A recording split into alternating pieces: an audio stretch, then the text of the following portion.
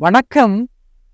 தென் மாவட்ட மக்களின் பயணத்தை இனிமையாக்கும் விதத்தில் சென்னை நெல்லை இடையே வந்தே பாரத் ரயில் சேவை கடந்த ஆண்டு செப்டம்பர் 24ஆம் தேதி தொடங்கப்பட்டது. இந்த ரயில் நெல்லையிலிருந்து காலை 6 மணிக்கு புறப்பட்டு அதே நாள் மதியம் 1:50 மணிக்கு சென்னை எழும்பூரை வந்தடைகின்றது. மறுமார்க்கமாக எழும்பூரிலிருந்து பிற்பகல் 2:50 மணிக்கு புறப்பட்டு அதே நாள் இரவு 10:40 மணிக்கு நெல்லையை சென்றடைகின்றது. இந்த வந்தே பாரத் ரயிலில் 7 ஏசி சேர்கார் பெட்டிகளும் ஒரு எக்ஸிகியூட்டிவ் சேர்கார் பெட்டியும் என மொத்தம் 8 பெட்டிகள் இணைக்கப்பட்டுள்ளன.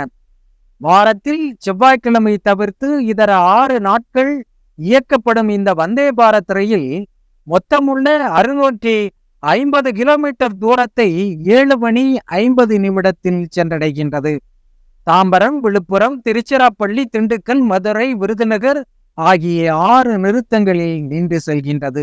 இந்த வந்தே பாரத் ரயிலுக்கு மக்கள் மத்தியில் எதிர்பார்த்ததை விட அதிக வரவேற்பு கிடைத்துக் கொண்டிருக்கின்றது.